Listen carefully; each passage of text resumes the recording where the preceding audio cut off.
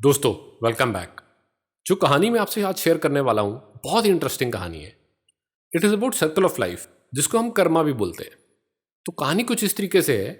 एक दिन एक गांव में एक फार्मर जो है अपने खेत की तरफ जा रहा होता है। जैसे वो जा रहा होता है, चलते चलते उसको कुछ आवाज़ें सुनाई देती हैं। वो थोड़ा हक्का बक्का सा रह जाता है, बड़ा ध्यान से सुनने की कोशिश करता है भी किस चीज़ की आवाज़ है। तभी उसको रियलाइज़ होता है कि शायद एक बच्चा है जो हेल्प मांग रहा है। वो उस आवाज़ की तरफ चलना शुरू कर देता है। थोड़ी दूर चलते चलते वो जहाँ पहुँचता है वहाँ दलदल होती है, और दलदल में वो जो बच्चा है वो दलदल में गलती से गिर गया होता है और नीचे डूब रहा होता है। इमीडिएटली ही स्विंग्स इनटू एक्शन, और पास में जो सबसे पेड़ दिखता है उसकी एक ब्रांच को तोड़ता है, उसकी टहनी को तोड़ता है और बच्चे की तरफ बढ़ाता है। बच्चा उसको पकड़ता है और उसको जोर लगाकर खींच कर बच्चे को बाहर निकाल लेता है और अपने घर पे लेके जाता है। थोड़ी देर के लिए उसको कंफर्टेबल करता है, उसको चाय वाय पूछता है, और उसके बाद बच्चा जो है अपने घर की तरफ चला जाता है।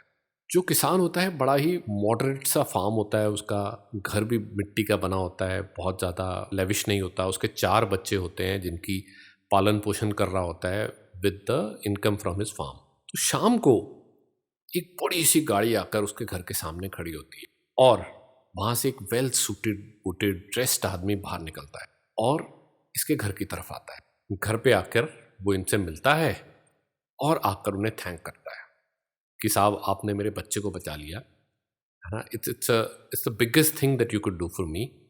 आप मुझे बताइए आपको इसके रिटर्न में क्या चाहिए। तो जो फार्मर है वो बोलता है कि साहब मैंने इसलिए कुछ नहीं किया कि मुझे रिटर्न में कुछ चाहिए। मैंने जो भी किया वो इंसानियत के लिए किया। आपका बच्चा था, अगर किसी और का होता, कोई भी और होता इंसान, तब भी मैं उसे बचाता। ये इंसानियत है, इसके बदले में मुझे कुछ नहीं चाहिए। आप मुझे शर्मिंदा मत करिए कुछ भी ऑफर करके। वो जो बिजनेसमैन आया होता है वो उसको थैंक करता है और बाहर निकल रहा होता है। जैसे ही उसके घर से बाहर निकल रहा होता है, वो देखता है एक छोटा सा बच्चा बाहर खेल रहा है। एकदम से वापस मुड़कर देखता है फार्मर की तरफ और पूछता है कि ये आपका बेटा है? बोलता है हाँ। तो बोलता है देखिए, मैं जो बोल रहा हूँ मैं अपने दिल से बोल रहा हूँ, और जो मैं बोल रहा हूँ उसको आप मना मत करिएगा। इसमें मैं रिटर्न नहीं कर रहा हूँ आपको कोई फेवर, मेरा मन कर रहा है इसलिए मैं बोल रहा हूँ। मैं चाहता हूँ कि जिस स्कूल में मेरा बच्चा जाके पढ़ता है उसी सेम स्कूल में आपका बच्चा भी पढ़े। फार्मर 2 मिनट सोचता है।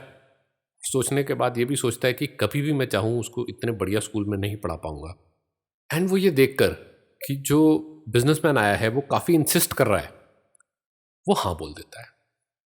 और उस समय दोनों जो बच्चे हैं, जो बिजनेसमैन का बच्चा और जो फार्मर का बच्चा है, दोनों एक ही स्कूल में पढ़ना शुरू कर देते हैं। सब्सिक्वेंटली एक ही कॉलेज में जाते हैं। जो फार्मर का बेटा होता है वो बाद में जाकर एक डॉक्टर बन जाता है, और ड्यूरिंग दैट पीरियड वो एक दवाई का आविष्कार करता है। हम सब जानते हैं उस दवाई का नाम। वो मेडिसिन का नाम है penicillin. It is an antibiotic. आज भी बड़ी प्रोमिनेंट दवाई है। और उस समय, जो मैं 120-30 साल पुरानी बात कर रहा हूँ, उस समय तो वो एक लाइफ सेविंग ड्रग हुआ करती थी। एंड कुछ साल और निकल जाते हैं। कुछ 20 साल के बाद जो बिजनेसमैन है उसका बेटा बहुत बीमार हो जाता है। ही इज़ हॉस्पिटलाइज्ड, बहुत ज़्यादा भयंकर बीमार है, एंड उसको कुछ मिरेकल चाहिए। उस समय ये जो मेडिसिन है जो किसान के बेटे ने बनाई होती है, जिसको पेनिसिलिन अपन बोलते हैं, वो उसकी लाइफ सेव करती है। दोस्तों, ये बहुत ही मज़ेदार स्टोरी है। आप जस्ट एनालाइज करके देखिए इसको एक बारी, कि फार्मर एक अच्छा काम करता है एक बच्चे को बचाकर। उसके अगेंस्ट उसको क्या मिलता है? What he gets is that his own son is able to study in a world class environment. Subsequently जो बिजनेसमैन है वो भी अच्छा काम करता है फार्मर के बच्चे को पढ़ाकर। उसके अगेंस्ट उसको क्या मिलता है कि उसका खुद का बच्चा जब हॉस्पिटलाइज होता है, उसको जो ड्रग बचाती है वो फार्मर के बेटे ने बनाई होती है। यही क्या कर्मा नहीं है? इसी को कर्मा नहीं कहते हम? Yes, many A times what happens is कि हम जिससे कुछ अच्छा करते हैं जरूरी नहीं है वही हमें रिटर्न करे अच्छाई। वो किसी और फॉर्म में भी आ सकती है, डिफरेंट बंदे से भी आ सकती है।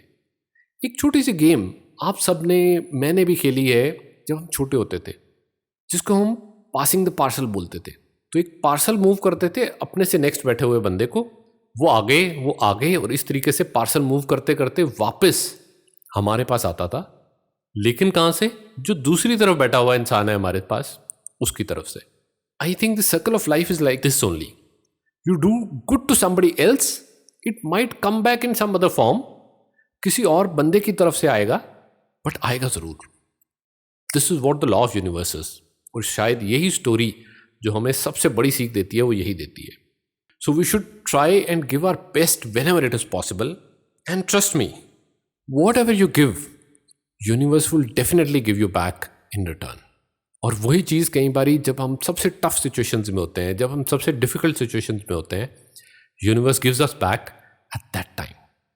दोस्तों, आई थिंक मुझे बहुत मज़ेदार लगी ये स्टोरी, मुझे बहुत अच्छी लगी ये स्टोरी। आई एम श्योर आपको भी लगी होगी। अगर आपको पसंद आई हो तो इसको ज़रूर शेयर करिएगा, ज़रूर लाइक करिएगा, and in case you have any comments please come forward and share. आज के लिए बस इतना ही। Bye bye for now.